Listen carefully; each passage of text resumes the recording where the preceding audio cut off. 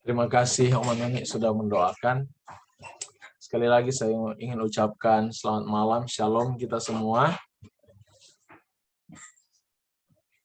Puji Tuhan. Semoga semua dalam keadaan sehat, dalam keadaan baik-baik, dan juga terberkati. Saya minta maaf untuk beberapa kali saya tidak dapat membuat atau hadir di Bible Study ini pada setiap hari Minggu. Sehubungan ada beberapa acara yang di jemaat yang harus kita lakukan. Beberapa kali ada halangan, tapi saya percaya kita tidak akan pernah lemah, kita tidak akan lengah, kita akan maju terus. Dan saya lihat juga di grup yang lain begitu setia untuk melaporkan bacaan-bacaan yang apa yang mereka sudah baca. Saya tidak tahu kalau dipelajari, karena beda baca dengan belajar. Kalau kita baca, ya baca, yang penting saya sudah memenuhi akan tuntutan bacaan hariannya. Saya mengerti atau tidak, itu bukan urusan saya. Nah, untuk itu saya sangat senang dari laporan-laporan yang ada. Biarlah kiranya Tuhan akan selalu mengawali hati dan juga mengangkat pikiran lebih kepada akhlak yang lebih tinggi di dalam kesempurnaan berpikir sebagai orang Kristen yang diubahkan. Melalui bacaan-bacaan ini biarlah nama Tuhan yang dimuliakan. Pembelajaran Alkitab yang saudara-saudara sudah buat, biarlah semua itu hanya untuk kemuliaan Tuhan. Bukan untuk kepintaran dan merasa hebat. Karena banyak orang yang hanya baca Alkitab tetapi karakter tidak pernah berubah. Itu sia-sia. Tapi yang paling mulia adalah perubahan karakter. Itu adalah buah dari kesetiaan kita. Buah dari kedekatan kita dengan Yesus. Baik, pada saat ini saya akan rangkum satu persatu. Ada sekitar 8 pasal dari kitab Ulangan yang sudah kita baca. Saya share screen di sini. Oke. Ini kitab Ulangan atau Deuteronomi. Mulai dari pasal 1. Saudara punya Alkitab di rumah, perhatikan satu persatu. Dari pasal 1, saya ambil komentar yang paling dekat dan paling diterima adalah komentar Henry. Dan saya suka dengan komentarinya. Dan ada beberapa pembagian yang saya ambil juga yang menjadi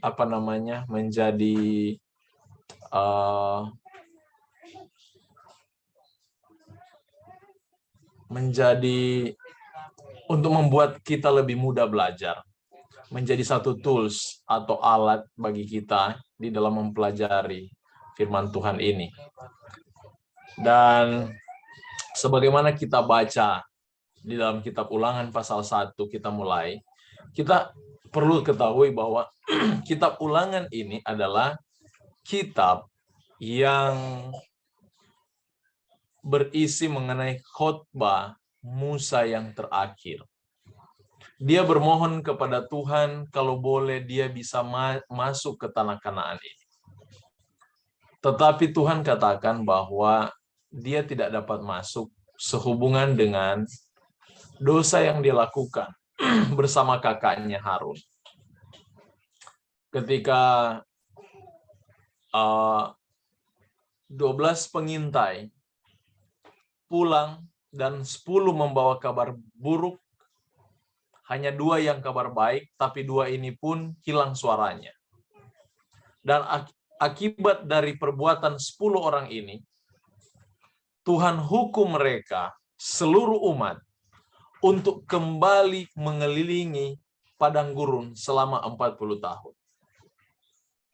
Jadi sebenarnya mereka sudah tiba di depan pintu Kanaan di Sungai Yordan. Depan Sungai Yordan untuk masuk tanah Kanaan. Dan masalah dari mereka adalah mereka minta untuk tanah itu diintai. Tuhan tidak pernah menyuruh mereka mengintai tanah ini. Cukup mereka percaya bahwa Tuhan sudah katakan bahwa tanah yang akan engkau tinggali adalah tanah yang kaya akan madu dan susu. Sebenarnya, kekayaan tanah ini tergantung dari berkat Tuhan terhadap umatnya. Karena kalau kita lihat kitab Kejadian, waktu Abraham menyuruh Lot memilih, kamu ke kanan, aku ke kiri, kamu ke kiri, aku ke kanan.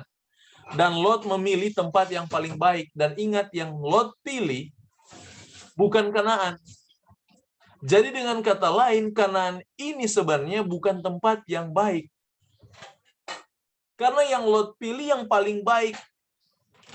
Dan itu yang akhirnya ditungging-balikan Tuhan. Tetapi janji Tuhan ketika dia katakan kepada bangsa ini, engkau akan memiliki tanah yang kaya, susu dan madu.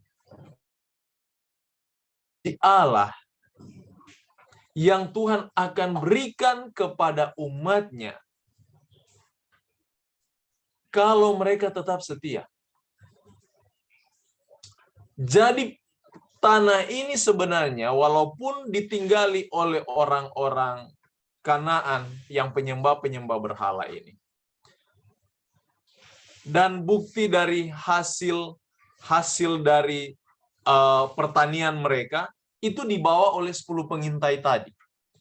Mereka bawa hasilnya. Mereka sudah lihat hasil buah dari tanah Kanaan ini.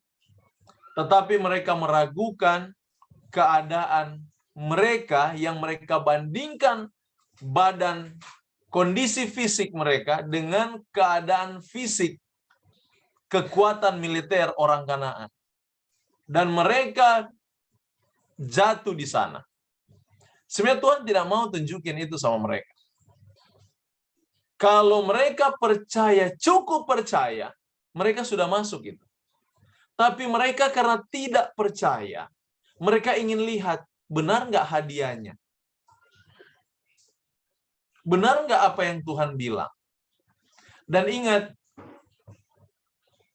kita manusia demikian. Seringkali kita sudah berdoa, tapi kita tidak pernah percaya sama Tuhan. Kita maunya kita lihat, betul nggak Tuhan mau jawab? Betul nggak jawaban Tuhan? Betul nggak janji Tuhan? Ini yang selalu kita tanyakan kepada Tuhan. Yang begitu kita lihat,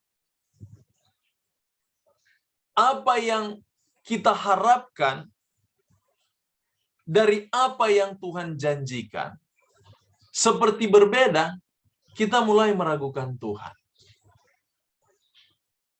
Mereka melihat tanah Kanaan ini tidak sebanding dengan apa yang Tuhan nyatakan.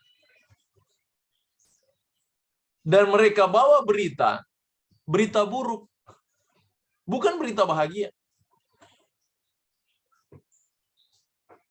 Yang akhirnya seluruh umat terpengaruh. Dan mereka melawan Tuhan. Di dalam kisah ini penyebab Musa Harun geram dengan umat ini. Waktu Tuhan menghukum mereka, jangan masuk, kalian kembali ke padang belantara.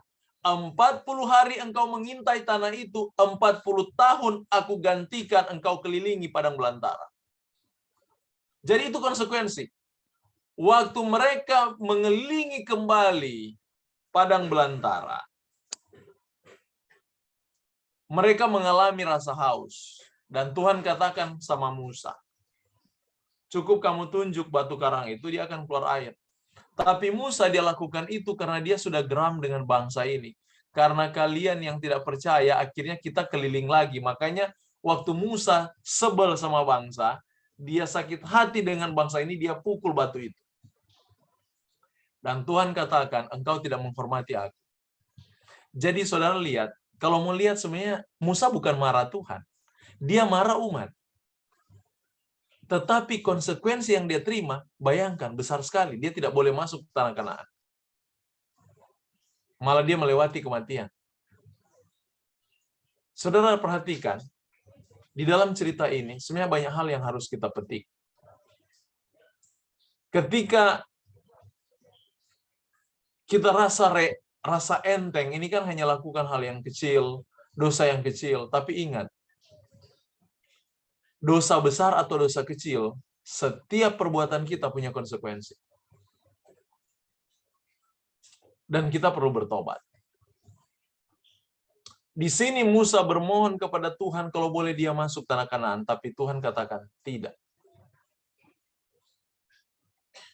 Dan akhirnya waktu mereka sudah berada di tepi perbatasan Kanaan, Musa harus memberikan kata-kata perpisahan kepada bangsa yang dia sudah tuntun. Keluar dari tanah perbudakan sampai di depan gerbang tanah perjanjian. Berbagai macam pengalaman pahit dan manis yang dia lewati bersama bangsa ini. Dan dia harus mengungkapkan kata-kata perpisahan. Dan semua kata-kata perpisahan ini dicatat menjadi kitab ulangan. Jadi kitab ulangan ini, Musa mengulangi segala peristiwa yang mereka alami, supaya jangan mereka lakukan lagi ketika mereka masuk ke tanah Kanaan ini. Di pasal 1 ini adalah khotbah perpisahan Musa. Dan sampai di pasal 4. Dan 5 ayat pertama di pasal ini, dia memberikan tanggal, tempat di mana khotbah itu dikhotbahkan, artinya waktu dan kapan. Di ayat 3, ayat 4, saya sudah taruh ayat-ayatnya. Dan untuk mengingatkan kepada mereka, yang pertama, di ayat 6 sampai 8, dia katakan begini, Tuhan Allah kita telah berfirman pada kita di Horeb, demikian, telah cukup lama kamu tinggal di gunung ini. Majulah, berangkatlah, pergilah ke pegunungan orang Amori. Pegunungan orang Amori. Jadi, dia menyuruh mereka,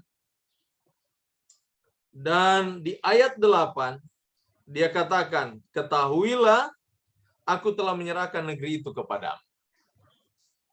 Jadi Musa mengingatkan kembali peristiwa mereka itu dipanggil. Jadi waktu Tuhan memanggil dengan janji. Dan itu sifat Tuhan. Jadi sebenarnya cerita Alkitab adalah cerita Allah berjanji. Umat Tuhan yang dikasihi, kita harus lebih banyak menuntut janji Allah. Kalau saudara ingin berhasil di dalam kekristenan, berhasil di dalam kerohanian, dalam pertumbuhan kerohanian, pertumbuhan iman, satu hal yang saya mau katakan dari pelajaran-pelajaran Alkitab ini. Dia mau supaya kita rajin menuntut janji. Bukan kita yang berjanji. Banyak orang yang suka berjanji sama Tuhan. Tuhan, saya berjanji, berkomitmen tidak akan lakukan lagi. Siapa bilang? Sama dengan Petrus yang berjanji tidak akan menyangkal Yesus. Hanya berapa detik dari hal itu. Berapa jam kemudian, dia sendiri yang menyangkal Tuhan. Karena tidak ada kuasa kita berjanji. Tidak ada kuasa. Janji itu menuntut kejujuran. Betul tidak? Janji menuntut kejujuran, ketaatan, penurutan. Itu janji. Sementara buah kejujuran, ketaatan, dan penurutan ini itu hanya datang dari kuasa Roh Kudus. Bagaimana mungkin kita dapat berjanji kepada Tuhan? Jadi sebenarnya yang paling tepat adalah kita berserah kepada Tuhan. Berserah itu tugas kita, menyerah kepada Tuhan. Makanya waktu Tuhan memberikan panggilan, perhatikan, Kejadian saja, waktu Abraham itu dipanggil keluar dari tanah Ur Kasdim, dia Tuhan berikan janji. Bangsa ini waktu Tuhan panggil keluar dari Mesir, mereka itu diberikan janji. Dan ini yang saya percaya, waktu Tuhan panggil saya keluar dari kehidupan saya yang lama, saya tahu Tuhan ada berikan janji. Saudara yang Tuhan panggil untuk menjadi Kristen, sebelum Tuhan panggil, saya tahu ada janji. Makanya kita perlu minta perjanjian itu. Tuhan, Engkau janjikan Engkau akan bebaskan aku dari dosa. Engkau janjikan Engkau akan mengubah hidup saya. Engkau janjikan bahwa karakter saya akan diubahkan. Karena sorga menuntut karakter itu. Perjanjian ini yang harus kita minta. Dan di ayat 9-18 dia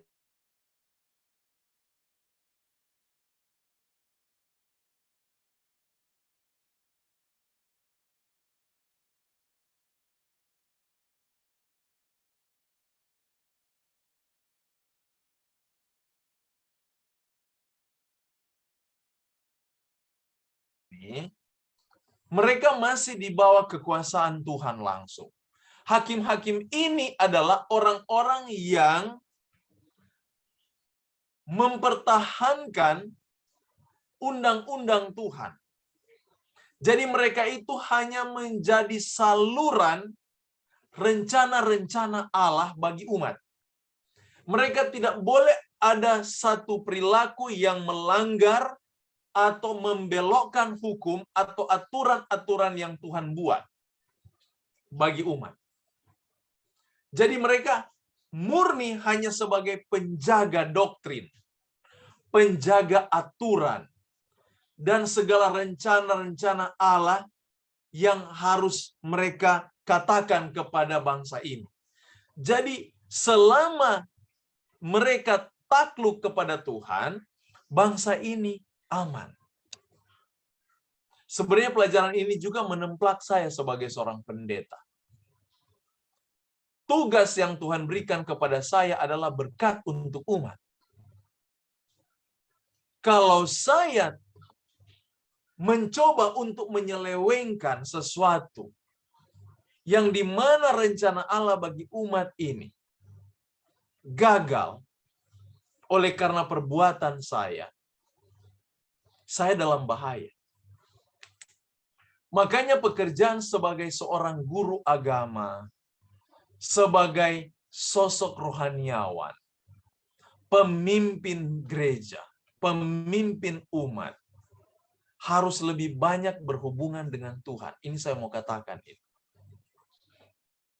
Kalau ada di antara saudara-saudara dipercayakan untuk memimpin satu bidang, mungkin departemen, atau penatua, atau apa saja yang saudara pegang, yang dipercayakan umat, ingat, lakukan itu dengan setia, dan penuhi dirimu untuk bertanya kepada Tuhan. Karena tidak ada hal yang baik yang bisa saudara buat. Karena semua rencana itu adalah rencana Allah bagi umat. Dan kita hanya menjadi saluran, ibarat selang di tangan Tuhan untuk dialiri air. Dialiri air. Jadi itu tugas kita. Kita tidak punya hak untuk menentukan kemana air itu pergi. Kita tidak punya hak untuk menentukan warna air bagaimana yang kita akan salurkan. Kita tidak punya hak untuk menentukan bagaimana besar atau derasnya air itu mengalir ke umat. Tidak ada sama sekali. Makanya yang harus kita lakukan adalah penyerahan penuh. Apa saja tugas yang saudara pegang, yang dipercayakan umat bagi saudara. Karena umat itu adalah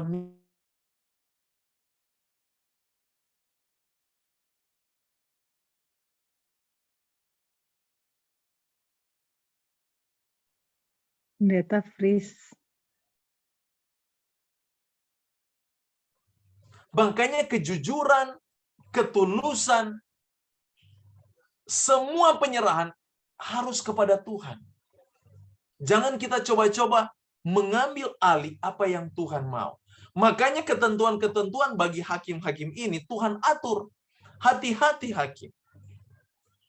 Dan yang ketiga untuk pembagian ini di ayat 19 sampai 33, dia menceritakan bagaimana peristiwa yang tadi saya ceritakan. Mengapa sampai kita mengelilingi 40 tahun? Karena kalian penuh dengan persungutan. Karena kalian hidup tidak percaya. Saudara, saya mau katakan, Tuhan tidak suka itu bersungut. Makanya Paulus ingatkan di dalam kuasa Roh Kudus, dia katakan, mengucap syukurlah kamu dalam segala hal. Ucapan syukur itu adalah lawan dari persungutan. Dalam kondisi apapun, jauhkan kata-kata persungutan. Karena persungutan itu sementara menuntun kita kepada ketidakpercayaan. Persungutan selalu menuntun orang kepada tidak percaya. Jadi tanpa secara langsung, waktu kita bersungut, kita sudah menyatakan kepada Tuhan, aku tidak percaya kamu. Makanya perlu kita banyak bersyukur. Dalam hal apa? Dalam hal segala sesuatu. Itulah mengapa tadi di awal saya katakan, pelajaran ini di paling awal ayat 6 sampai 8 yang diajarkan adalah tuntut janji Tuhan, bukan bersungut. Dan ayat 34 dan seterusnya itu dari pasal 1 sampai ayat 46. Riwayat kegagalan. Di sini Musa menjabarkan hukuman yang dijatuhkan kepada bangsa ini atas perbuatan mereka dan bagaimana hukum Tuhan itu selalu ditegakkan. Makanya dari awal dari kita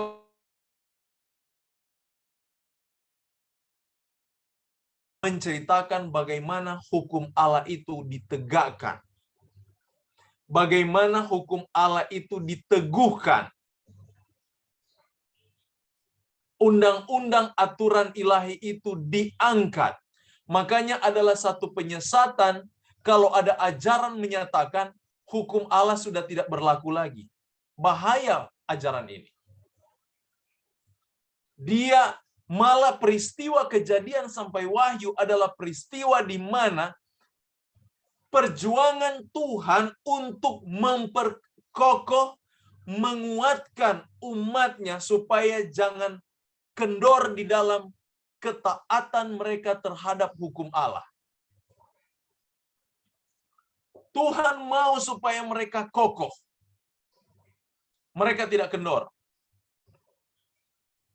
Tapi ada orang-orang tertentu, atau mungkin sekte-sekte, atau kumpulan-kumpulan yang menyebut pengikut Tuhan, mereka mencoba plisitkan Alkitab, menyelewengkan pengertian sesungguhnya, di mana hukum Allah itu tidak perlu lagi.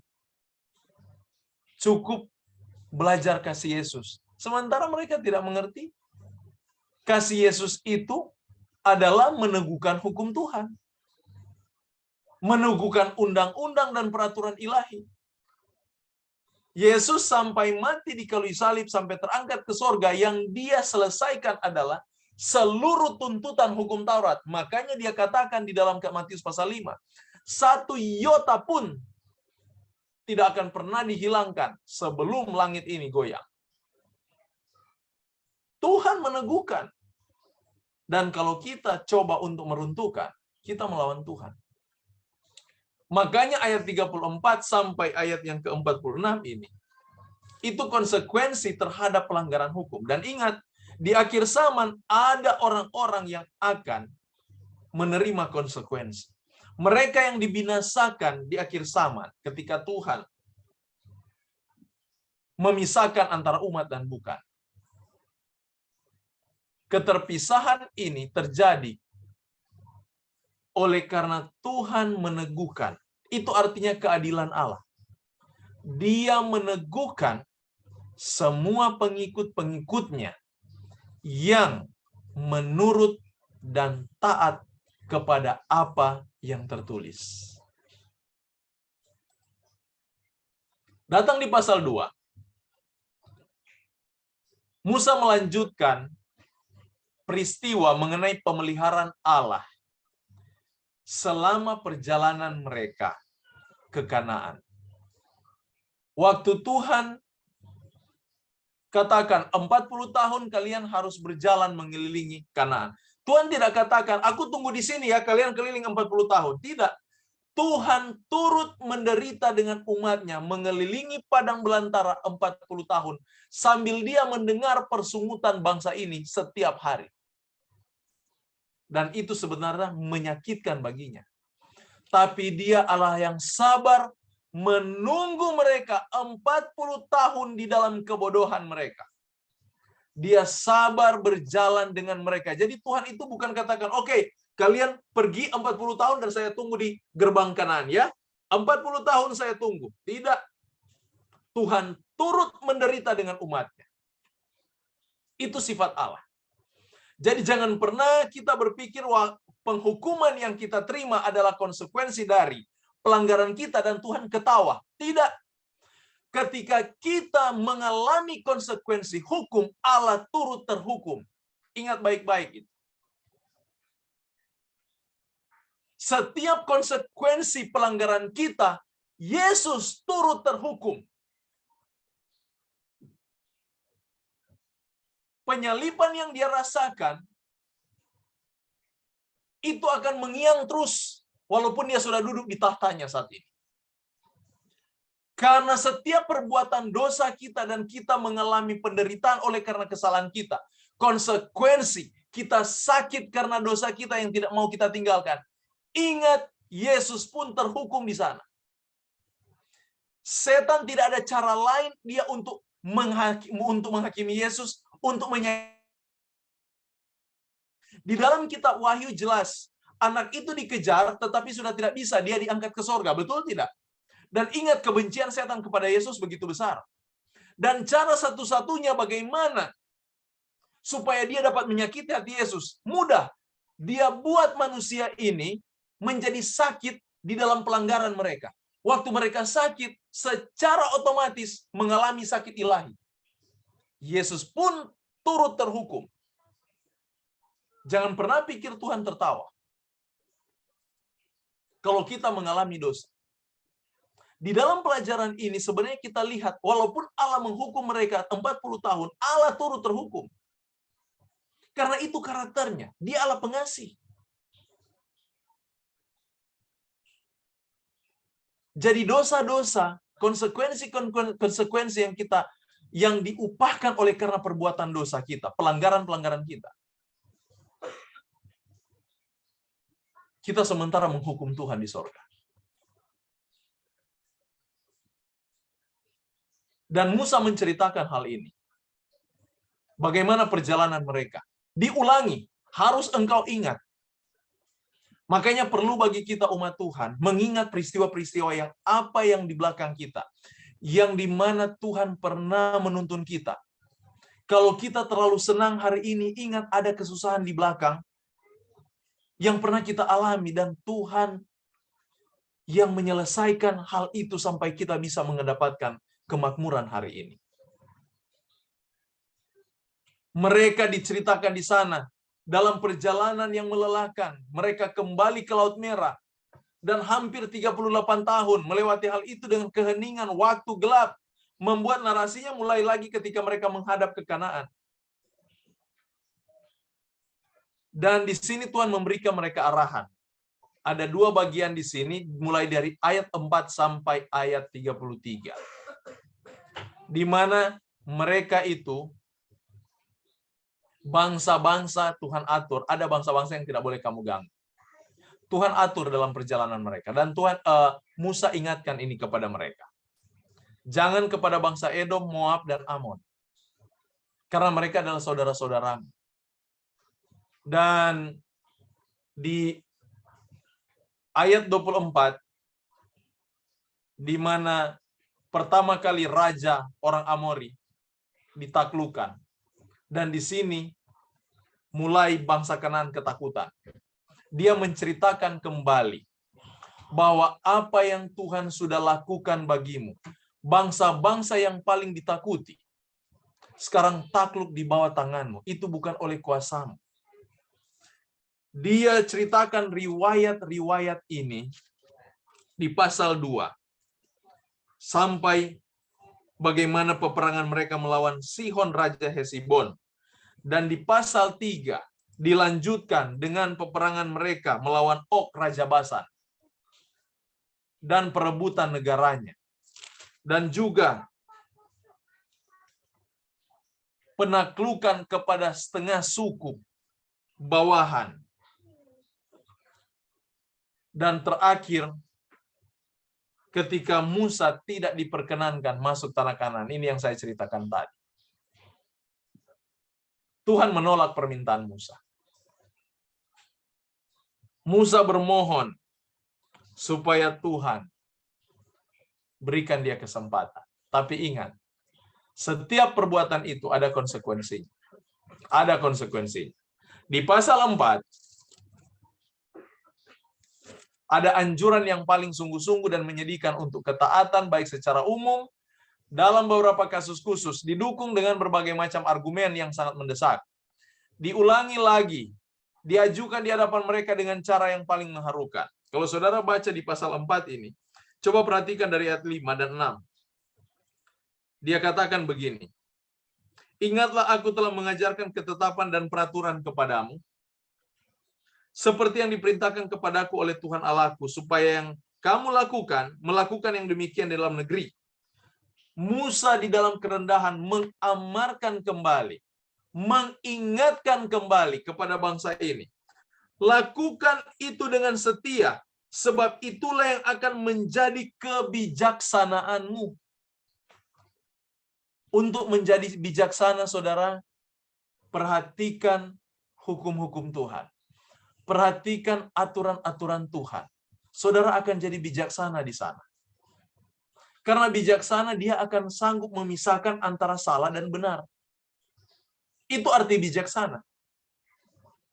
Saudara jadi bijaksana bukan berdasarkan pengalaman, tapi berdasarkan pengetahuan dan pengenalanmu akan Tuhan.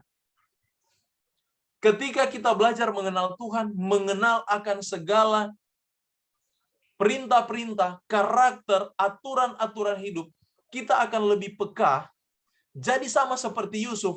Yusuf peka terhadap kesalahan. Perhatikan, kakak-kakaknya berbuat salah, dia katakan kepada ayahnya, ayah mereka salah loh. Jadi orang yang bijaksana adalah orang yang sanggup dengan ketajaman pikiran yang Tuhan anugerahkan kepadanya untuk melihat antara yang salah dan yang benar. Dan ingat, salah dan benar sifatnya seperti garis, seperti benang. Terpisah oleh benang dan kita mau lihat seperti benang tipis. Hampir-hampir kita sendiri tidak dapat pisahkan mana benar, mana salah. Dan itu banyak terjadi. Di antara umat pun, kadang-kadang kalau mereka berpikir dengan hawa nafsu, mereka tidak akan pernah katakan itu salah. Yang ada mereka katakan itu benar. Walaupun sebenarnya itu salah. Tetapi orang-orang yang bijaksana, orang-orang yang dekat dengan Tuhan, yang memahami perintah-perintah Tuhan, mereka akan sangat tajam di dalam berpikir, dan mereka akan tajam melihat antara yang benar dari yang salah. Musa mengatakan ini kepada mereka di dalam pasal 4 ini, supaya mereka boleh dengan bijaksana memperhatikan setiap perintah-perintah Allah. Karena dia katakan, di sanalah kebijaksanaanmu dan akal budimu. Keberhasilan bangsa ini karena ketajaman pikiran mereka. Sampai saat ini bangsa Israel dipakai di seluruh dunia. Berkat yang Tuhan berikan kepada mereka, walaupun mereka sudah dicabut hak kesulungan mereka, tetapi berkat yang Tuhan nyatakan kepada mereka itu tidak pernah dicabut. Berkat itu tetap ada sama mereka sampai saat ini. Bangsa di mana di kolong langit ini bisa kalahkan mereka? Tidak ada, padahal itu bangsa paling kecil. Karena ketajaman pikiran mereka. Dan itu sudah dibiasakan dari nenek moyang mereka. Makanya saudara, supaya anak-anak cucu kita juga bijaksana, pintar, dan sebagainya. Dari hari ini, ajari mereka untuk takut akan Tuhan. Ajari mereka takut akan Tuhan. Dan di ayat 41 sampai 43 dari pasal 4 ini, Tuhan menetapkan kota-kota perlindungan. Ini kota-kota perlindungan adalah kota-kota di mana ini bagusnya Tuhan ya. Jadi kalau ada jemaah, ada umat, contoh, tidak sengaja mengadakan pembunuhan. Pembunuhan yang tanpa disengaja. Nah, keluarganya akan marah. Dia suruh asingkan mereka ke kota perlindungan ini. Dan saya mau katakan, ketika orang-orang ini pergi ke kota itu, mereka merasa mereka itu adalah orang-orang buangan, padahal mereka itu dilindungi. Akhirnya mereka merasa mereka orang buangan, mereka katakan, jadi ibaratnya sudah basah, lebih baik masuk di dalam air sekalian. Iya kan? Lebih baik tenggelam aja. Jadi mereka benar-benar jadi jahat. Dan saya mau katakan, salah satu kota perlindungan adalah Nazaret, di mana Yesus hadir. Ini kota-kota perlindungan. Orang-orang jahat di sana sebenarnya. Makanya jangan heran salah satu murid Yesus, dia katakan, ada apa di Nazaret? Karena mereka tahu itu kota perlindungan, orang-orang jahat di situ. Tapi Yesus hadir di sana. Karena Yesus senang di mana banyak dosa. Itu sifat Yesus. Di mana banyak dosa, di mana banyak pelanggaran, dia senang di situ. Ini bukan mengajak saudara buat banyak dosa supaya Yesus senang dengan saudara. Bukan itu. Karena tindakan keilahiannya adalah mengubahkan, memulihkan. Makanya Roma katakan, di mana banyak pelanggaran, di situ kasih karunia Allah apa? Melimpah-limpah. Itu bukan menyuruh supaya kita banyak pelanggaran, supaya banyak kasih karunia. Bukan itu maksudnya. Tetapi dia sementara menyatakan bahwa pertolongan ilahi sangat melimpah ketika orang itu berada dalam keadaan yang terpuruk. Makanya kita kalau lihat saudara-saudara kita berdosa, melihat saudara-saudara kita yang mungkin tidak mungkin ada pengampunan, jangan berkesimpulan itu. Kita harus lebih banyak mendoakan dia dan mencari dengan segala hikmat Tuhan untuk boleh dapat menjamah hatinya. Karena Roh Kudus bekerja dengan penuh kepadanya. Jangan kita olok mereka, jangan kita rendahkan mereka. Di kota-kota perlindungan ini, orang-orang ini disingkirkan. Dan Musa atur itu. Di ayat 41 sampai 43. Dan ayat 44 seterusnya, sampai ayat 49. Di situ dia katakan pendahuluan pengajaran Musa. Kalau kita lihat. Itu adalah deskripsi khusus tentang tempat Musa menyampaikan pengulangan hukum berikut. Jadi dia mulai gambarkan secara khusus di mana tempat itu untuk hukum itu diuraikan kembali. Dan di pasal 5 dia kembali uraikan 10 hukum yang Tuhan catat waktu di Sinai. Maksud umum dari mereka dalam kodrat perjanjian antara Allah dan Israel. Ini tujuan hukum itu diberikan, yaitu mengadakan perjanjian. Jadi hukum itu sifatnya janji. Makanya dia katakan, Musa memanggil seluruh orang Israel berkumpul dan berkata kepada mereka. Dia mulai panggil mereka di pasal ini, di akhir dari pasal 4, adalah tempat di mana dia berdiri, dan dia panggil mereka. Jadi itu adalah sentral, terakhir untuk di mana kitab Ulangan itu diungkapkan. Dan di pasal 5, dia mulai nyatakan hukum-hukum ini, mengulangi kembali apa yang dicatat di dalam kitab Keluaran pasal 20. Dengan tujuan kepada mereka, dia katakan begini, dengarlah hai orang Israel ketetapan dan peraturan yang pada hari ini kuperdengarkan kepadamu supaya kamu mempelajarinya dan melakukannya dengan setia. Saya mau tanya, coba hafal 10 hukum. Jangan ada ilah lain di hadapanku. Musa katakan itu bukan dihafal, tapi apa dia katakan? Pelajari. Bagaimana itu arti jangan ada ilah lain? Dan kita belajar. Jadi umat Tuhan, waktu hukum itu dipampangkan, itu bukan disuruh hafal.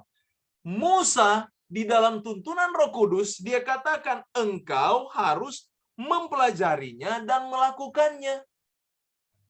Jadi, waktu kita belajar, kita baca di ayat yang ke-6, dia mulai dengan kata ini. Akulah Tuhan Allahmu yang membawa engkau keluar dari tanah Mesir, dari tempat perbudakan. Jangan ada padamu Allah lain di hadapanku. Kita mulai belajar. Allah apa yang kita punya di luar Allah yang sesungguhnya? Oh iya, handphone.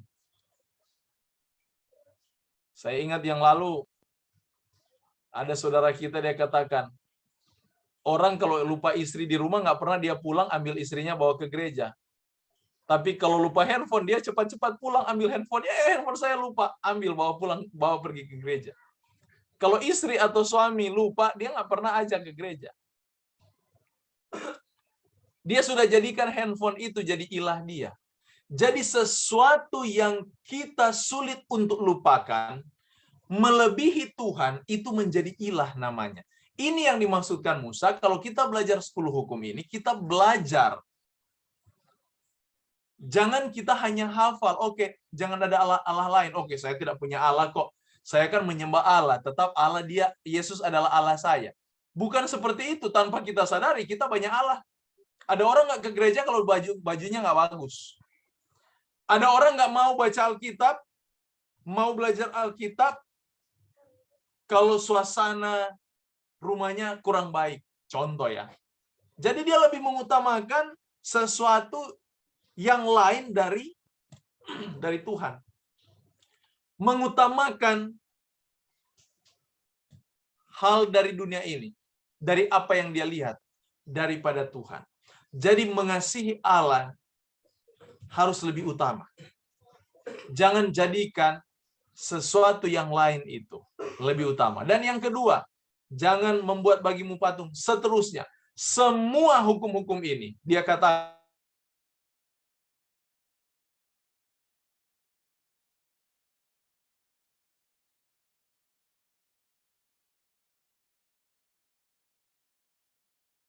itu dia bukan hanya berkata-kata, tapi dia pampangkan tulisan-tulisan yang sudah dia nyatakan sebelumnya. Dan juga di ayat 23 sampai 33 ada dua hal yang Musa nyatakan di sana sehubungan dengan perantaraannya dengan Tuhan. Yang pertama yang dia lakukan permohonan sederhana.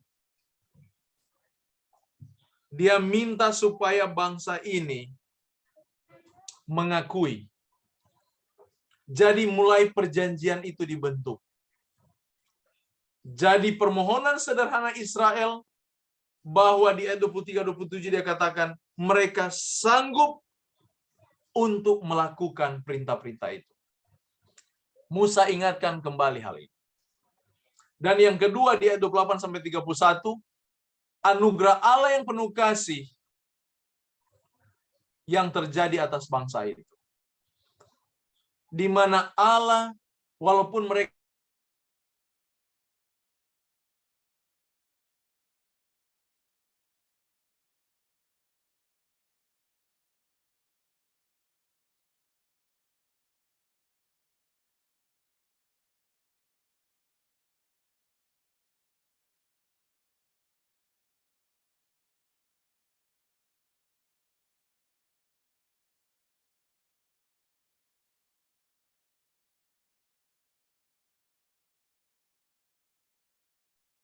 Pendetanya nggak ada suara lagi. Ya, ini hilang.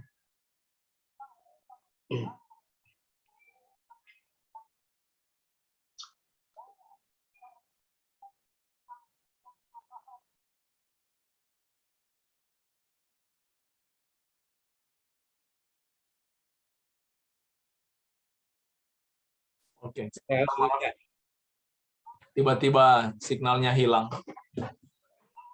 Saya mau share screen kembali. Baik, ini pasal 5-nya.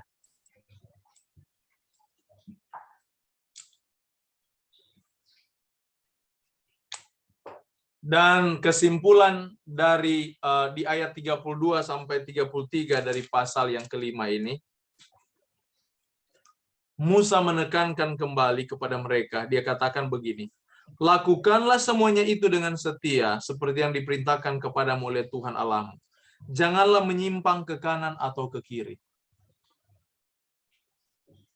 Dia harus menyimpulkan dengan ketaatan mereka. Musa meminta ketaatan. Segenap jalan yang diperintahkan padamu oleh Tuhan Allahmu haruslah kamu jalani, supaya kamu hidup dan baik keadaanmu, serta lanjut umurmu di negeri yang akan kamu duduki. Saudara perhatikan, orang yang taat dengan hukum Tuhan, mereka akan hidup senang. Banyak orang stres karena melanggar. Kalau mereka setia, mereka taat, mereka akan baik dalam keadaan. Malah dia katakan lanjut umur lebih panjang, umur panjang. Karena tidak ada stres. Kan orang setiap stres, dia berapa ribu sel itu mati dalam hidupnya. Dan kalau setiap saat stres, itu memperpendek umurnya. Makanya kebahagiaan satu-satunya adalah ketaatan, kesetiaan kita kepada Tuhan. Makanya lihat orang-orang yang disembuhkan Tuhan, selalu Tuhan katakan, dosamu sudah diampuni. Dia melepaskan beban jiwa. Karena beban jiwa itu adalah pelanggaran. Kalau kita tahu kita tidak melanggar, kita akan lebih rasa aman. Makanya lihat, kadang-kadang kita katakan, kenapa orang yang tidak kenal Tuhan ya, tidak rohani, kok mereka hidup senang? Ya karena mereka tidak tahu pelanggaran itu. Mereka sudah buat curang dalam perekonomian, mereka anggap itu biasa. Makanya orang-orang yang takut Tuhan, mereka lebih banyak pertimbangan. Karena lebih banyak pertimbangan, banyak aturan-aturan yang mereka sudah, dan kalau mereka tidak menghidupkannya, ini yang akan membuat mereka itu jatuh. Makanya yang paling aman supaya kita turut berbahagia, kita ikuti ketetapan-ketetapan itu dengan sukacita. Makanya sedangkan di dalam aturan pengudusan Sabat yang dicatat di dalam kitab Yesaya pasal 58, dia katakan, jangan kamu, dia katakan di sana, kudus, hormatilah hari Sabat itu dan jadikan hari itu hari kenikmatan. Itu gambaran bahwa kalau kita melakukan hukum-hukum Tuhan, nikmati hukum-hukum itu. Nikmati aturan-aturan itu. Jangan jadikan itu sebagai satu beban. Karena itu yang akan menyusahkan hati kita. Makanya orang Kristen kalau wajahnya muram, itu bukan Kristen itu. Oh, saya orang yang setia, orang yang... Makanya lihat orang-orang yang selalu berpusat kepada perbuatan baiknya. Muka mereka tidak pernah senang. Wajah mereka itu, raut wajahnya memantulkan kesukaran. Karena mereka lakukan itu bukan dengan sukacita. Kebenaran-kebenaran yang mereka hidupkan itu hanya dalam pikiran mereka itu sebagai satu tuntutan yang melanggar akan hati nurani mereka. Makanya untuk melakukan kebenaran Tuhan, itu harus datang dari hati nurani yang dibersihkan. Hati nurani yang tulus, bahwa engkau mencintai Yesusmu. Dan hasil itu yang akan dibuahkan dari penurutan kita di depan. Dan orang akan lihat kita. Makanya lihat, ada orang memberi dengan senyuman, tapi ada orang memberi dengan muka muram. Karena kenapa? Dia berpikir pemberian itu hanya sebagai suatu tuntutan. Sementara ada orang yang lain, dia merasakan sukacita kalau dia memberi, karena dia tahu dia sementara memberikan itu untuk Yesus. Itu dia. Makanya Musa menuntut kepada mereka, supaya engkau jangan menyimpang.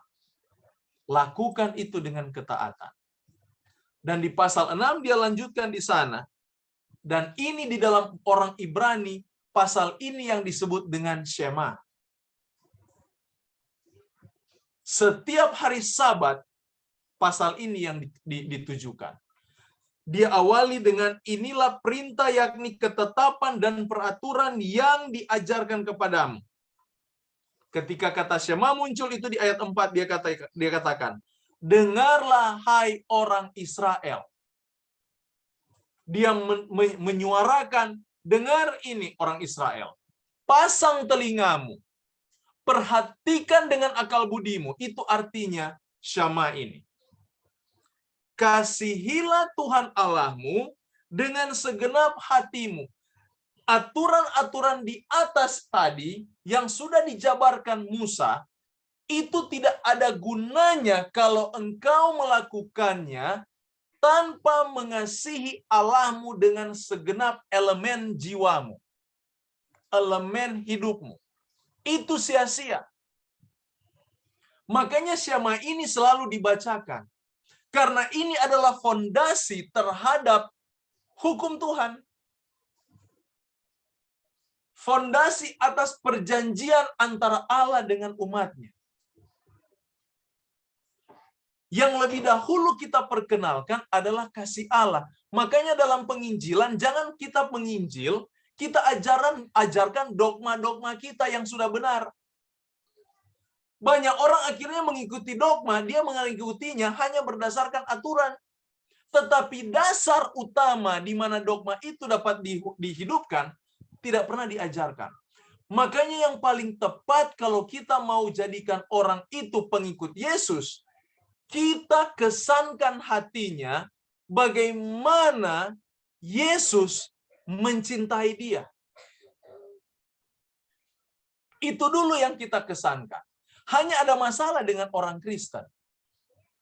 Dia sendiri tidak merasa terkesan dengan kasih Yesus, bagaimana dia mau sampaikan kasih itu kepada orang lain. Makanya dia terjebak di sana. Tuntutan menjadi Kristen, saya harus mengabarkan Injil. Karena Yesus katakan, pergi jadikan segala bangsa muridku. Waktu perintah itu diberikan, dia terbeban. Apa yang harus saya lakukan? Saya sudah jadi Kristen. Oke, saya akan lakukan. Saya menginjil. Dia injilkan karena dia tidak punya apa-apa, yang dia bawakan doktrin atau dogma. Waktu dia bawa dogma, dia terjebak di sana. Orang akan ikut dengan dia bukan berdasarkan cinta Yesus, tetapi berdasarkan dogma. Dan saya mau katakan ini, ketika kita lakukan itu, setan menang di sana. Di sana kuasa setan itu bekerja. Karena setan pun melakukan hukum di sorga, berabad-abad. Bukan berdasarkan cintanya pada Yesus. Makanya dia berani melawan Yesus. Dia belajar kasih Yesus bukan sedikit. Paling banyak, makanya dia disimbolkan dengan 2 kerubim yang menjaga. Kerubim yang menjaga ini, apa yang dijaga? Karunia Allah yang dijaga. Di mana setiap berita kasih Allah mereka kumandangkan.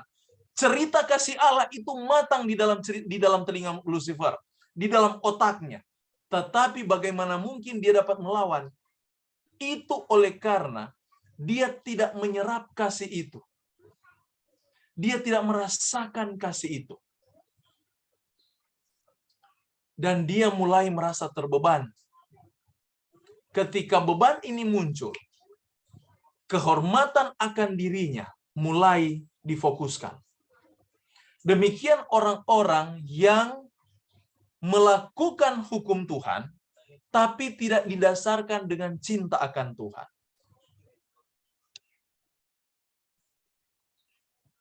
Harus berdasarkan kasih Allah. Makanya kalau kita membawa doktrin ke orang lain, perhatikan Yesus ajarkan kepada orang-orang ini. Waktu 2 orang gila disadarkan, disembuhkan di Gadara, mereka mau ikut Yesus. Perhatikan yang Yesus ajarkan kepada mereka. Dia tidak katakan, kalian ajarkan dogma ya. Tidak. Dia katakan, ceritakan kepada saudara-saudaramu, kaum leluhurmu, apa yang diperbuat Tuhan atasmu. Yesus mau mereka teringat. Yesus ungkapkan itu karena waktu itu mereka meminta mereka ikut dengan Yesus karena mereka sudah mencintai Yesus. Perasaan cinta ini yang ditangkap Yesus untuk menjadi alat bagi mereka, supaya mereka boleh membawa berita baik ini ke orang lain. Jadi orang yang sanggup menginjil adalah orang yang merasakan kasih Allah sesungguhnya. Kalau kita tidak pernah merasakan kasih Allah, kita terjebak di sana. Tanpa kita sadari, kita pikir sudah menginjil, padahal kita membawa kabar setan. Itu masalahnya. Makanya di dalam uraian kitab Ulangan ini dari pasal 5, dia dasarkan seluruh uraian ini ke pasal 6.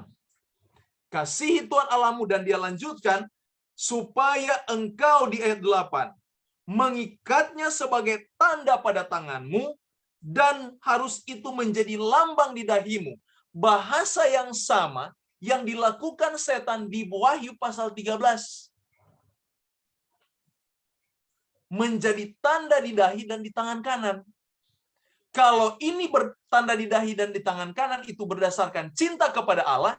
Kalau di Wahyu 13, tanda binatang ini karena cintamu akan dunia. Jadi orang-orang yang mencintai dunia, dia pun akan mendapatkan meterai binatang yang sama meterainya dengan meterai di Ulangan pasal 6. Sama meterai. Bentuknya sama, tetapi sebenarnya sifatnya berbeda. Yang satu untuk Tuhan, satu untuk dunia. Untuk binatang. Sama kelihatan. Jadi ada meterai di kepala, di dahi, dan di tangan. Itu sebenarnya dia sementara nyatakan, lakukan semua itu dengan segala pengertianmu dan segala kekuatanmu. Itu arti meterai di kepala dan di tangan. Yang difondasikan, didasarkan kepada kasih kepada Allah. Makanya ketika kita datang di dalam peristiwa Wahyu pasal 13, di sana terungkap bahwa pemeteraian itu bukan terjadi secara kelihatan, tapi terjadi tanpa dikelihatan. Jadi kalau hari ini kita melatih diri kita, melatih karakter kita mencintai dunia ini, secara otomatis saudara sementara memeteraikan tanda binatang itu di pikiranmu dan di dalam kekuasaanmu. Kalau kita hari ini kita mulai meteraikan cinta kita kepada Allah, buahnya ada. Apa buahnya? Penurutan kepada hukum Allah. Dan hasil dari semua ini, dia katakan, termeterai itu dalam hatimu dan di tangan kananmu, menjadi kekuatan jiwamu. Makanya dia ungkapkan tadi, semua ini kalau engkau melakukan dengan setia, engkau akan hidup dan umur panjang dan engkau bahagia. Saudara lihat ungkapan yang Musa jabarkan dalam kitab Ulangan ini. Makanya di ayat 1-3 komentar ini saya ambil dari Matthew Henry. Dia katakan itu adalah bentuk persuasif dari ketaatan.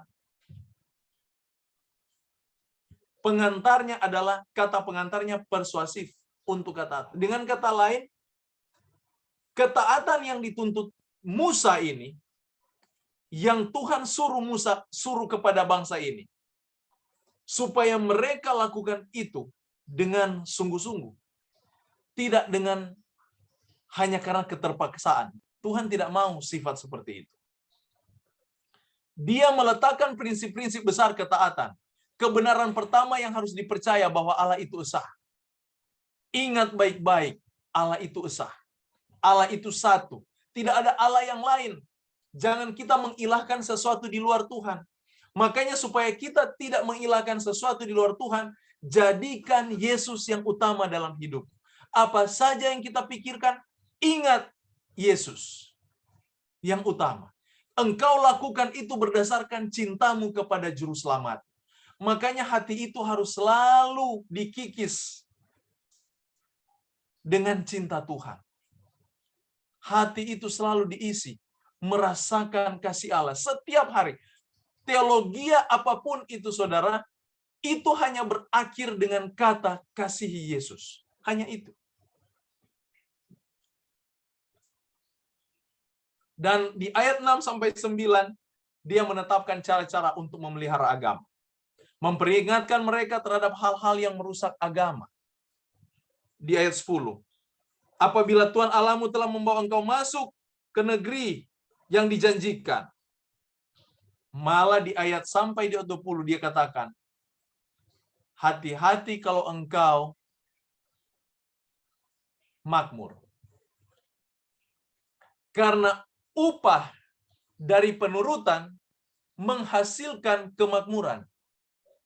Tapi ketika engkau makmur, dia katakan, ingat Tuhan Allahmu.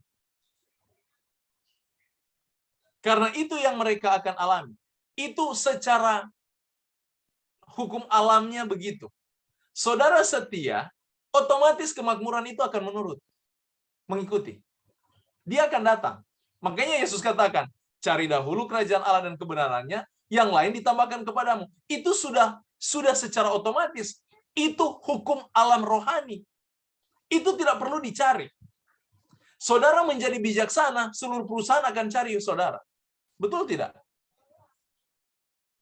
Orang yang jujur, bijaksana, dan setia, itu paling dituntut oleh orang-orang dunia sekalipun. Jadi dengan hal itu pun kita sudah punya modal hidup. Kesuksesan kita tergantung dari kesetiaan kita. Dan Musa menjabarkan itu. Ketika engkau sukses pun, ketika engkau makmur, ingat, itu bukan usahamu. Itu hasil pekerjaan. Jadi semua Musa ingatkan adalah pekerjaan ilahi dalam kehidupan kita. Dan di ayat 20-25, dia ingatkan supaya apa yang engkau hidupkan, ajarkan itu kepada anak-anak. Jangan kita makan sendiri. Kebahagiaan kita bukan hanya sampai kepada diri kita, tetapi generasi-generasi yang akan datang. Dan di pasal 7, Musa menasihati bangsa Israel. Ayat 11-12, secara umum dia kembali mengingatkan untuk menaati akan perintah-perintah. Dan mulai dari ayat 12 terus sampai 26. Saudara baca di sana, saudara sudah baca duluan itu. Tuhan melalui Musa, dia ingatkan kepada mereka sehubungan dengan janji-janji yang Tuhan berikan. Janji-janji berkat. Dan di sini saya senang komentar ini, dia katakan begini.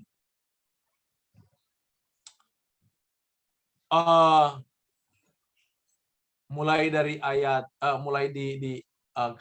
kata untuk menegakkan tuduhan ini menunjukkan bahwa mereka terikat untuk melakukannya. Dalam tugas untuk kata mengingat. Pemilihan mereka kepada Allah. Janji ini dipaparkan sesuai dengan mereka sudah katakan kepada di hadapan Musa, di hadapan Tuhan, kami akan taat kepada Tuhan. Jadi semua peraturan-peraturan, perjanjian-perjanjian ini berdasarkan hati mereka yang sudah digugahkan. Dan kalau mereka sampai melanggar, konsekuensi-konsekuensi itu akan datang. Mereka harus ingat bahwa itu adalah perjanjian mereka. Jadi peristiwa yang Musa hadapkan kepada bangsa ini adalah peristiwa perjanjian. Dari kitab Kejadian sampai kitab Ulangan, ini adalah, kalau saya tarik satu kata, hanya satu kata yang dia taruh di sana adalah perjanjian, janji. Jadi kisah Kejadian sampai Ulangan adalah kisah janji Allah bersama umat. Makanya kita umat Tuhan, seperti yang saya sudah katakan tadi dari awal pendahuluan ini, kita harus lebih fokus kepada janji Tuhan. Kita fokus kepada janji Tuhan. Ketaatan-ketaatan yang akan kita lakukan itu berdasarkan perjanjian Tuhan. Karena Tuhan sendiri yang berjanji. Seperti di dalam kitab Yeremia. Tuhan sendiri yang berjanji. Saudara buka dalam kitab Yeremia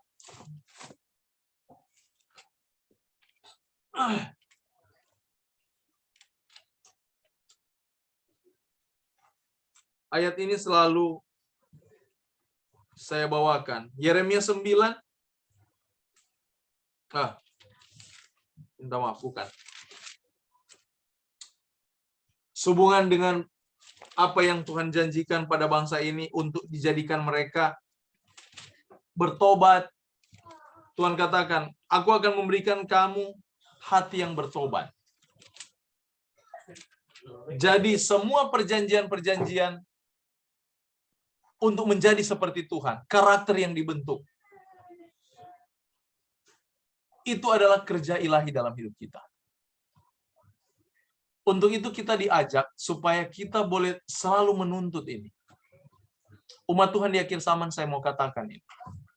Dari pelajaran kitab-kitab ini, dari Kejadian sampai Ulangan, ungkapan-ungkapan di sana adalah perjanjian Allah dengan manusia. Paling banyak itu. Keterlibatan Allah untuk memenuhi janji-janjinya. Sampai di kitab Wahyu adalah pernyataan apa yang akan terjadi dengan generasi kekristenan. Sepanjang zaman sampai Yesus datang. Tetapi di sana Tuhan memberitahukan bagaimana demonstrasi kasih Allah kepada umat yang sudah Dia janjikan. Jadi Allah berjanji, sekalipun kondisi yang tidak memungkinkan kita dapat diselamatkan, tapi bagi Allah itu adalah mungkin. Pertanyaan para murid ketika mereka katakan, siapa yang bisa masuk surga kalau begini Yesus? Dan Yesus katakan, engkau akan melihat. Pelacur-pelacur pun, orang-orang yang di mata kita tidak layak, mereka akan berada di sorga nanti. Bukan mereka di sorga dalam keadaan seperti melacur, tidak. Tetapi pertobatan mereka itu akan sempurna. Itu adalah hasil perjanjian yang Tuhan buat kepada mereka yang mau merespon terhadap janji-janji Allah. Jadi demikian pelajaran kita sampai pasal 8 ini sehubungan dengan bagaimana perjalanan bangsa Israel yang diulangi Musa dan perjanjian-perjanjian yang Tuhan berikan kepada mereka, dan juga ketaatan-ketaatan yang dituntut Musa, dan semua itu dilandaskan kepada kasihi Tuhan Allahmu. Panggilan kita malam hari ini, mari kita mengasihi Tuhan, belajar cinta Yesus yang paling utama. Ketaatan kita adalah refleksi atas kasih-Mu kepada Juru Selamat. Biarlah nama Tuhan dimuliakan. Saya bawa dalam nama Yesus. Amin. Kalau ada pertanyaan, kita lihat Amin. waktu kita tinggal tidak lama lagi ya. Ada 30 menit, jam 9. Saya kembalikan kepada kita semua. Kalau ada pertanyaan, tambahan, atau sanggahan, saya persilakan. Kita diskusi sekarang.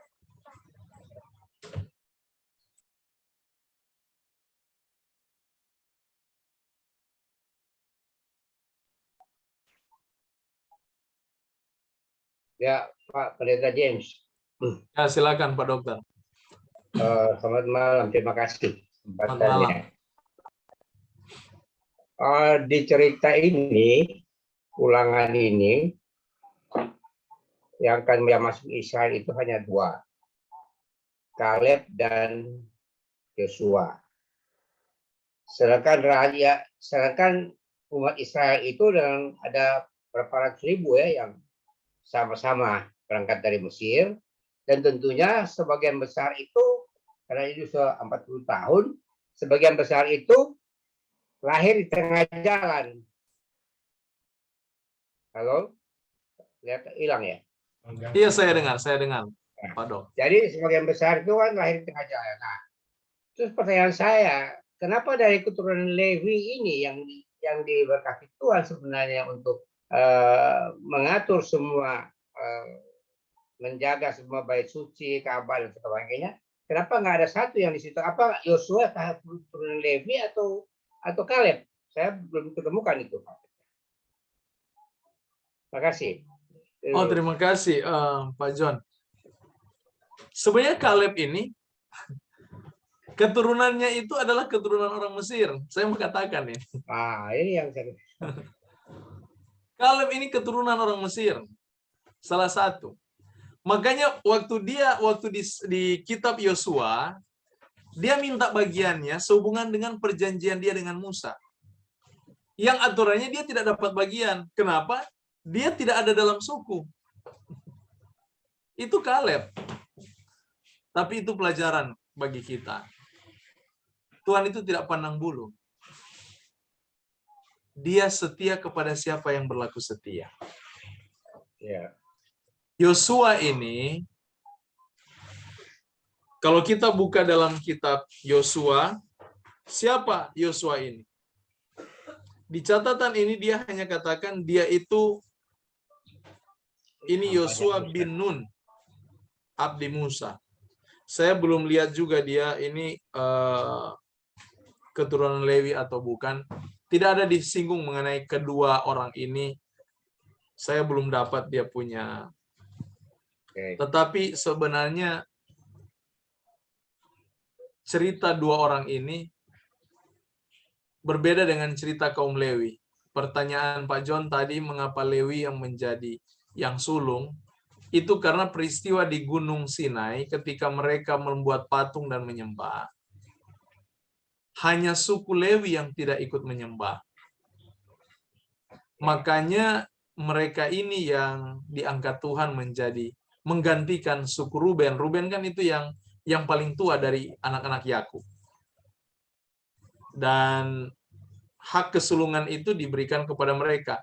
Makanya di dalam konteks Alkitab, hak kesulungan itu dia adalah hak itu maksudnya bukan hak mendapatkan harta, tapi hak kesulungan ini adalah di mana dia memiliki hak penuh terhadap hal-hal rohani. Hal-hal rohani.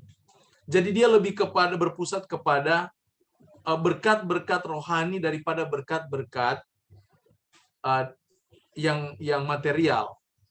Bukan. Jadi dia kepada hal rohani. Makanya ketika hak kesulungan itu diberikan kepada orang Lewi, sementara Tuhan nyatakan bagaimana mereka lah yang memiliki hak penuh terhadap tanggung jawab kerohanian bangsa. Jadi itu alasan mengapa Tuhan pilih mereka, karena hanya mereka yang tidak menyimpang waktu peristiwa di Gunung Sinai. Ya, saya mengerti Pak Presiden. Tapi pertanyaan saya yang kedua, terus yang sisa ini kemana? Kecuali kan Ruben dia mati di padang belantara. Kan Tuhan bilang mereka semua akan mati. Ribuan, ya. Tapi pas kedua yang hidup. Kalau suku Ruben dan suku Lewi sebagian dan suku apa bisa yang sebagian juga. Itu di seberang Sungai Yordan.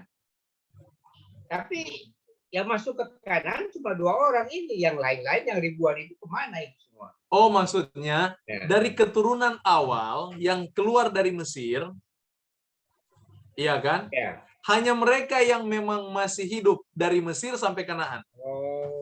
Yang lain itu, ini ibaratnya istilahnya begini, mereka orang asli yang keluar dari Mesir sampai Kanaan. Yang ketiga Musa dan Harun kan, tapi Musa dan Harun nggak bisa, jadi mereka mati di jalan. Ikut dengan bangsa-bangsa ini, orang-orang lain ini. Jadi orang-orang yang ada masuk di tanah Kanaan bersama 2 orang ini, tinggal mereka orang-orang yang tidak pernah melihat peristiwa yang terjadi di Mesir. Merasakan apa yang terjadi di Mesir. Masih muda, masih kecil kali ya. Masih muda. Malah di situ dikatakan mereka itu lahir di tengah jalan, kan? Bayangkan 40 tahun perjalanan mereka, kan sudah ada anak 40 tahun. Jadi kalau mereka keluar dari Mesir umur, kan ini 40 tahun lebih, bukan 40 tahun pas ya. 40 tahun itu dihitung waktu mereka sesudah pemberontakan dengan 10 orang yang membawa kabar buruk. Itu dihitung 40 tahun dari situ.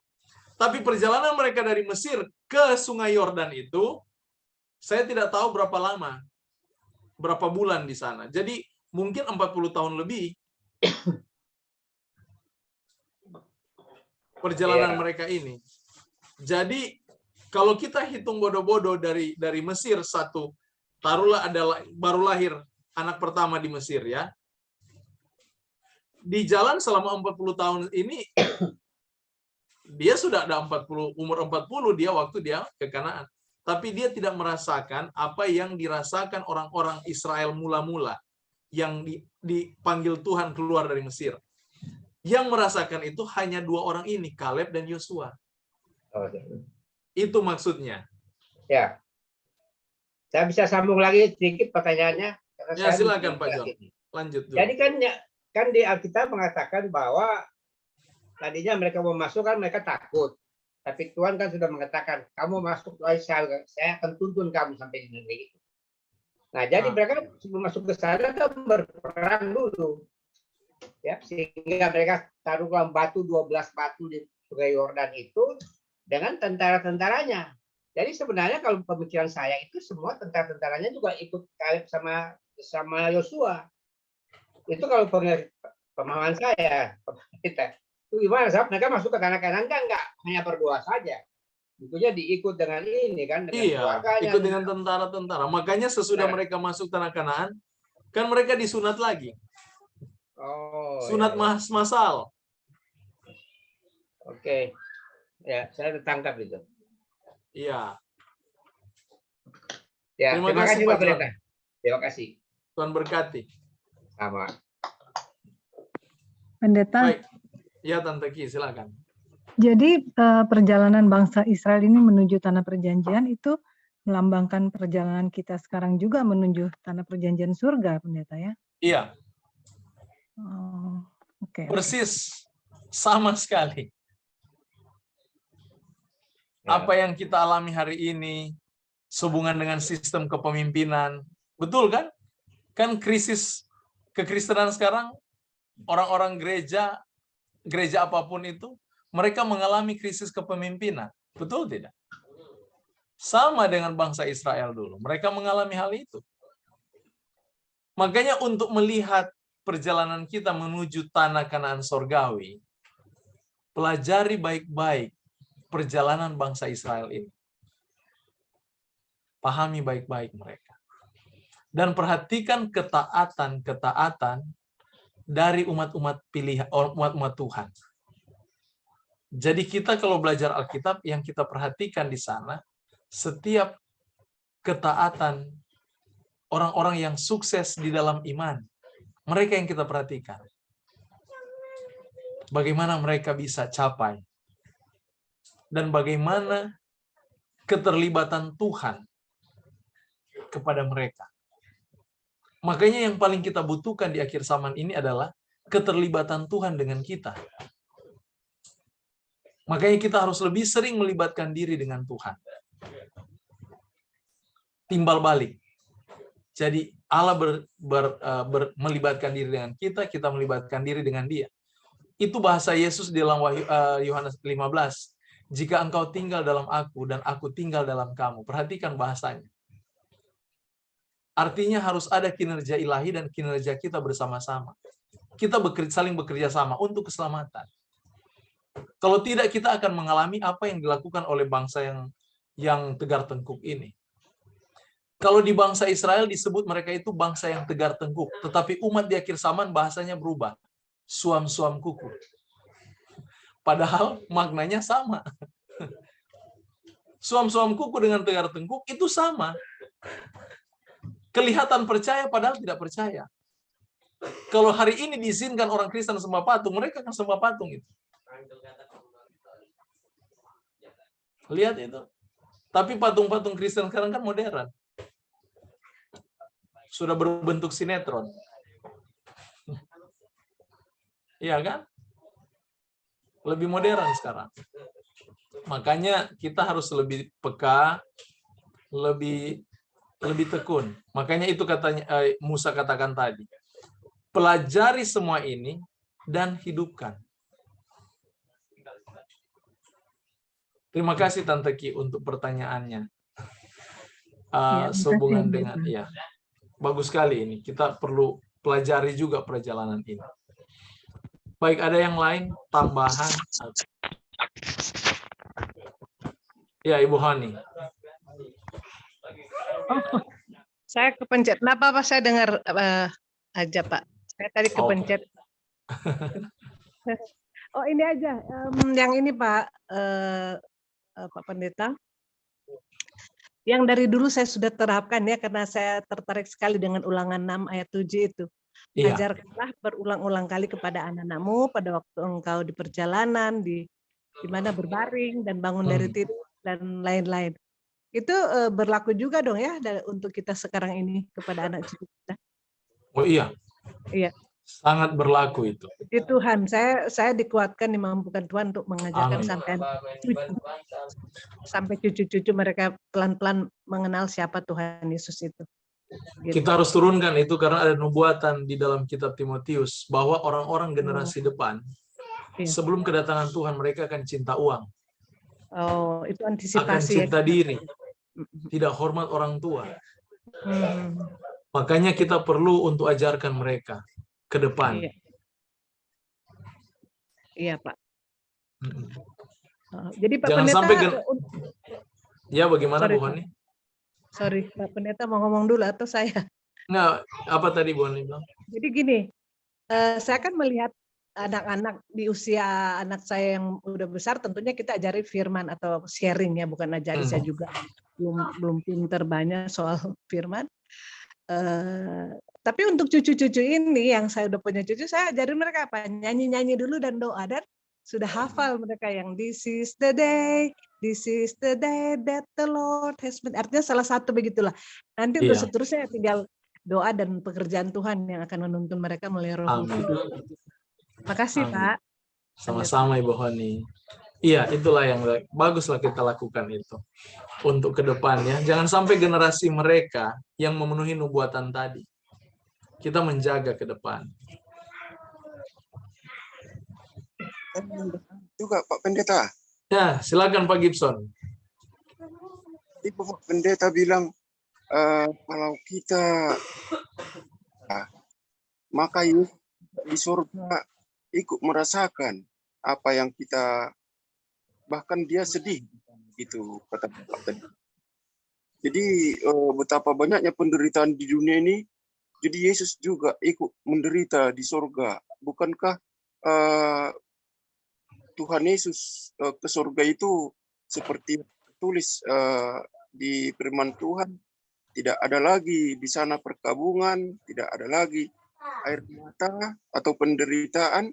Apa? Memberikan penjelasan tentang itu, Bapak. Terima kasih Pak Gibson. Ini bagus. Itu janji untuk umat yang itu di dalam kitab Wahyu adalah akhir dari dosa. Tidak ada lagi tangisan, tatap tangis dan sebagainya. Tapi ingat, selama dosa masih ada, Tuhan masih berada dalam ratap tangis itu. Jadi masalah Tuhan adalah masalah dosa. Dan itu harus selesai. Yesus sudah selesaikan itu di salib.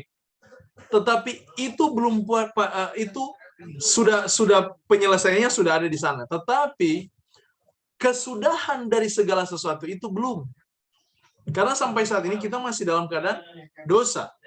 Makanya selama dosa ini masih ada, dia masih tetap dalam kondisi itu. Sampai janji di mana dosa itu selesai.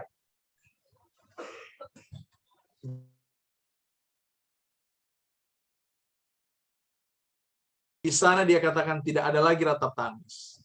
Mengapa? Dosa sudah selesai. Umat-umatnya sudah diangkat.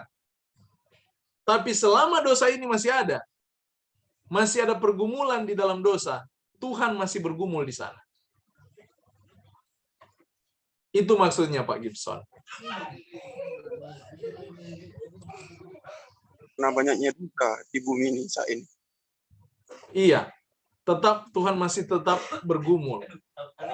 Karena dia mau semua kita diselamatkan. Tapi sementara banyak orang yang nggak mau diselamatkan. Jadi Tuhan bergumul. Tidak ada Allah pencipta yang setia, yang baik hati, yang senang melihat orang-orang yang diciptakan itu menderita dan mati. Dia tidak mau itu. Makanya pergumulan Yesus supaya semua dapat diselamatkan. Semua boleh terlepas, terbebas dari kuasa maut. Itu impian ilahi. Karena dia Allah pengasih. Dia ciptakan kita dengan kasih-Nya. Dengan kelemah lembutannya. Orang kalau lemah lembut, dia lebih peka. Dan kepekaan ini yang terasa dalam hidupnya. Ketika dia lihat itu dosa. Sementara merembet dan menguasai anak-anaknya. Jadi kita tunggu masanya. Yesus tunggu masa itu. Sampai dosa itu selesai. Terima kasih. Terima kasih Pak Gibson. Tuhan Saya bertanya. Iya Pop, silakan Pop. Ya, banyak saya baca buku-buku tentang denominasi yang pada akhir zaman ini yang selalu mengatakan Yesus sudah selamatkan kita dari dosa.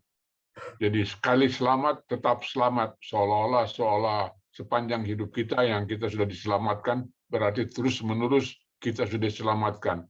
Kita tidak perlu lagi berkata apa-apa karena Yesus sudah selamatkan di kayu salib. Jadi sudah bereslah dosa kita.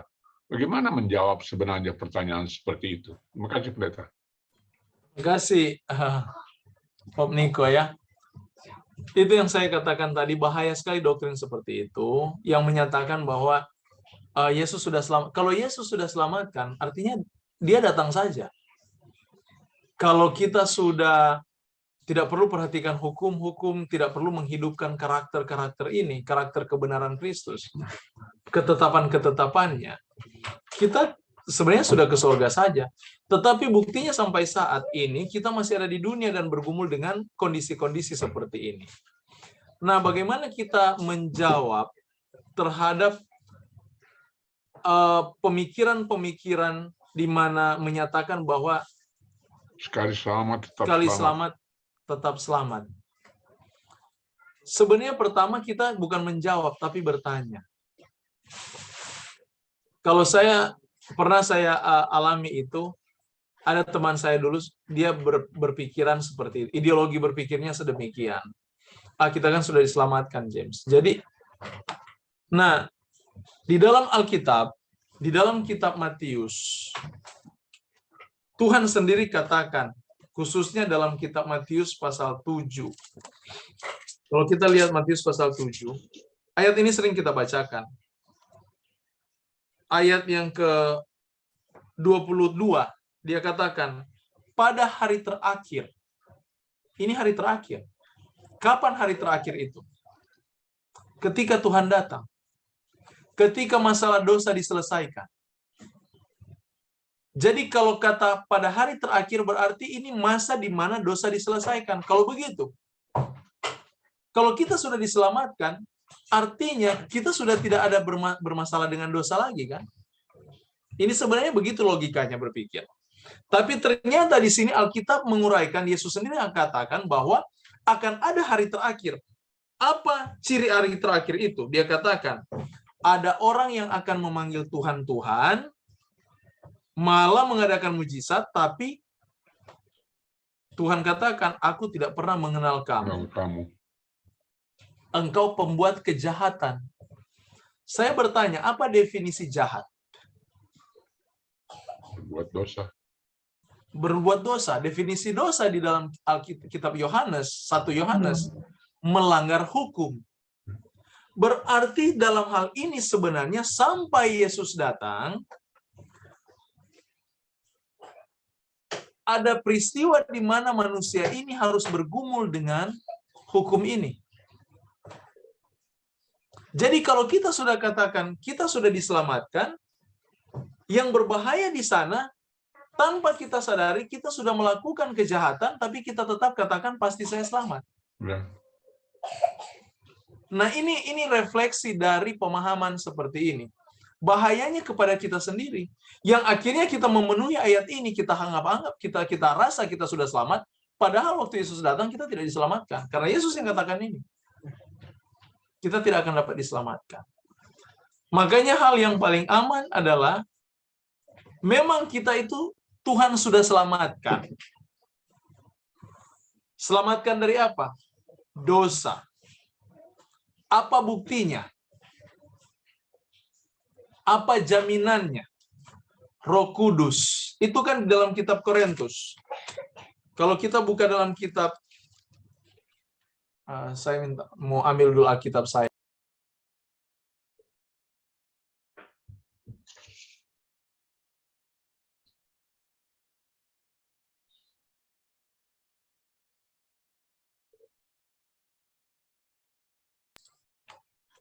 Kalau kita buka dalam kitab Korintus, saya tadi pakai Alkitab lain, jadi saya agak kewalahan tadi buka Alkitab.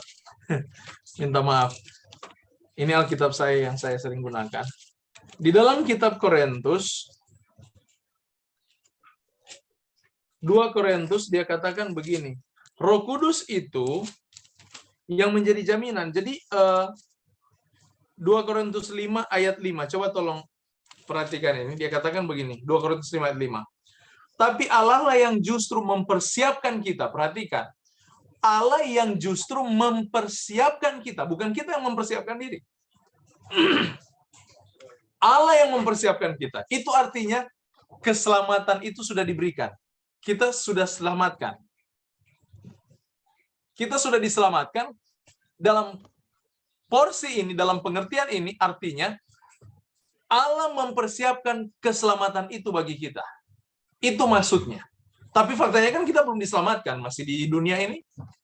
Ya kan? Jadi itu ekspresi bahasa. Jadi dengan kata lain, Allah mempersiapkan keselamatan itu. Itu bahasa di dalam 2 Korintus pasal 5. Allah yang justru mempersiapkan kita untuk hal itu dan mengaruniakan roh. Jadi apa bukti Allah menyelamatkan kita? Dia berikan roh kita, roh itu kepada kita sebagai jaminan segala sesuatu yang telah disediakan bagi kita. Apa yang disediakan bagi kita? Keselamatan, hidup kekal. Nah, Amin. jadi bukti di mana kita sudah diselamatkan adalah pekerjaan Roh Kudus dalam kita. Sekarang bertanya, apa fungsi Roh Kudus itu? Bagaimana kita melihat pekerjaan Roh Kudus itu? Yesus memberikan pengertian, hasil dari pekerjaan roh ada buahnya. Dan itu yang dijabarkan oleh Galatia pasal 5. Buah utama dari roh itu apa? Kasih. Saya mau tanya. Yang mana kasih yang dimaksudkan? Ini yang Yesus jabarkan. Kasih kepada Allah, kasih kepada manusia. Dari mana kita membedakan kasih kepada Allah, kasih kepada manusia? Itu yang diungkapkan di dalam 10 hukum. Yang dijabarkan semua uraiannya di dalam kitab-kitab aturan Musa. Jadi di situ kita perhatikan.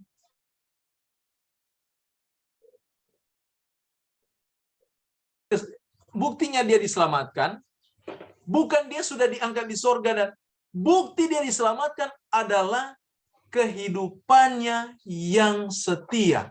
Itu maksud. Tapi kalau dia hanya katakan, sekali selamat, sudah selamat, dan dia bebas melakukan dosa, ini satu kesalahan. Ya. Malah dalam kitab Galatia dia katakan, jangan gunakan kemerdekaan itu untuk memanjakan dosa-dosamu. Dalam kitab Galatia, coba perhatikan, Galatia.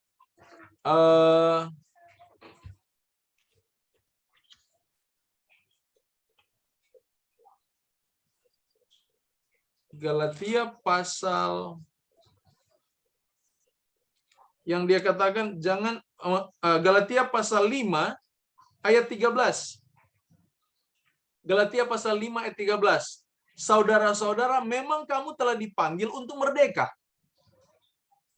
Tetapi janganlah kamu mempergunakan kemerdekaan itu sebagai kesempatan untuk kehidupan dalam dosa. Nah, kalau dia pakai doktrin tadi, sekali selamat tetap selamat, apa ungkapan ini? Akan bertentangan sekali. Amin. Sangat-sangat bertentangan. Terima kasih, Pop. Terima kasih, Semoga Pendeta. ayat-ayat ini dapat mendukung kita ya. Ya. Karena memang itu memang sementara hebat-hebatnya di dalam dunia kekristenan. Tapi saya mau katakan umat Tuhan yang saya kasihi. Hati-hati dengan doktrin itu. Itu sangat berbahaya. Untuk pengenalan kita akan Tuhan. Dalam hal ini kita tidak akan pernah mengenal bahwa Allah itu adalah Allah yang konsisten. Sekali dia berfirman untuk ketaatan, dia akan tetap berfirman untuk tetap setia. Dia tidak akan pernah belang-belang. Kiranya nama Yesus ditinggikan dan kita lebih setia sampai Tuhan datang. Amin. Saya lihat boleh satu lagi nggak? Oh ya, silakan Ibu Jonita. Pak, tadi kan kita tahu bahwa Musa itu sudah mohon-mohon sama Tuhan, tapi dia tetap tidak bisa diperkenankan masuk ke tanah Kanaan, tanah perjanjian. Artinya Musa sekarang ini sampai sekarang ini nggak bisa masuk surga ya Pak Pendeta? Oh, terima kasih. Di dalam kitab Yudas akhirnya dicatat ada apa dengan peristiwa itu kan? Coba buka dengan saya kitab Yudas. Di dalam kitab Yudas ayat yang ke-9.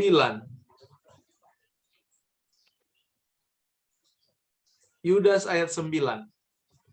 Tetapi penghulu malaikat Mikael ketika dalam suatu perselisihan bertengkar dengan iblis mengenai mayat Musa, tidak berani menghakimi iblis itu dengan kata-kata hujatan, tapi berkata, kiranya Tuhan menghardik engkau. Jadi ternyata dalam cerita ini Musa udah di surga ya. Musa waktu dia mati di sana, Tuhan mau ambil jasadnya. Tetapi Tuhan akhirnya berselisih dengan setan. Dia berselisih dengan setan sehubungan dengan jasad ini. Dan bukti di mana Musa berada sekarang, ketika Yesus itu dimuliakan di atas gunung, ada dua nabi yang datang kepadanya. Dalam catatan Alkitab siapa mereka? Musa dan Elia. Elia dan Musa. Iya. Jadi jelas bahwa ternyata perselisihan mengenai jasad Musa ini, di mana Tuhan mau bawa jasadnya ke sorga. Jadi ada dua nabi di dunia ini yang diangkat. Sebenarnya tiga ya dengan Henok. Tetapi dua ini yang jadi dominan karena mereka itu yang menjadi saksi langsung ketika Yesus dimuliakan di atas gunung. Dimuliakan bersama Musa dan Elia. Elia diangkat hidup-hidup, tapi Musa diangkat jasadnya dan dibangkitkan di sorga. Ya. Itu menjadi simbol terhadap kesetiaan orang kudus. Ketika Tuhan datang, ada dua yang akan dilakukan Tuhan. Di dalam kitab Tesalonika dia katakan, orang yang mati akan dibangkitkan dan orang yang masih hidup diubahkan. Jadi dengan kata lain, Musa menjadi lambang perwakilan orang-orang yang sudah mati yang akan dibangkitkan, dan Elia menjadi lambang perwakilan orang-orang yang hidup yang akan diselamatkan. Jadi dua orang ini menjadi simbol, menjadi lambang atas kepastian peristiwa kebangkitan, kedatangan Tuhan yang kedua kali. Kebangkitan orang kudus dan pengangkatan orang-orang hidup. Bukan pengangkatan rahasia ya. Artinya mereka sama-sama, ada yang masih hidup, ada yang sudah mati. Tapi dua-duanya diselamatkan. Itu dia. Iya. Terima kasih Pak Pendeta. Ya, sama-sama. Kalau Henok mati dulu baru di... Enggak, Henok memang hidup-hidup diangkat, tetapi dia tidak menceritakan peristiwa seperti peristiwa Elia dengan peristiwa Musa. Karena di dalam cerita Henok, di cerita kitab Kejadian, dia hanya bicara di sana, dia bergaul dengan Allah selama kurang lebih 300 tahun. Dan dia diangkat. Henokh kayak Elia sama ya.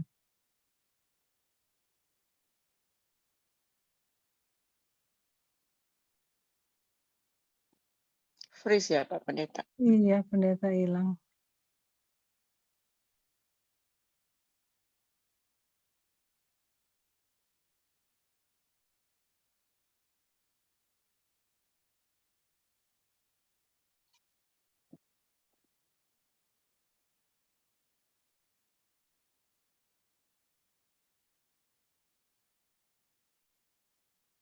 Minta maaf, mati tiba-tiba. Jadi dia itu diangkat karena hubungan dengan Tuhan. Tetapi Musa dan Elia, mereka diangkat bukan karena hubungan, tetapi karena pekerjaan misi. Karena pekerjaan misi penyelamatan ini, akhirnya dicocokkan dengan peristiwa misi penyelamatan sampai Yesus datang. Jadi mereka itu menjadi perwakilan secara teologi ini. Akhirnya ditarik kesimpulan, mereka itu menjadi perwakilan untuk memastikan sehubungan dengan peristiwa akhir. Ada yang mati dibangkitkan, ada yang hidup diangkat. Diselamatkan bersama-sama dengan mereka yang sudah mati. Iya. Itu ceritanya sebenarnya. Jadi beda dengan cerita Henokh ya. Oh ya, makasih. Terima kasih Ibu Jen. Sama-sama Tante Ki, Ibu Juanita. Oke. Saya pikir sampai di sini dulu. Kalau ada tambahan atau sanggahan, kita akan boleh kembali pada minggu depan. Dan hari Selasa juga saya ada di Outreach Ministry. Dan biarlah pelajaran-pelajaran yang kita peroleh boleh menambah. Jadi ingat satu hal, apa yang saya paparkan di sini bukanlah satu ending atau final conclusion atau kesimpulan akhir. Saudara boleh belajar dari referensi yang lain dan tambahkan ilmu pengetahuan kita di dalam pengenalan akan Tuhan. Dengan doa saya harap kita semua akan sama-sama bertumbuh dan ketika Yesus datang kita bersama-sama berada di sana kelak. Amin. Kita akan datang kepada doa tutup. Kalau ada usulan doa yang ingin didoakan,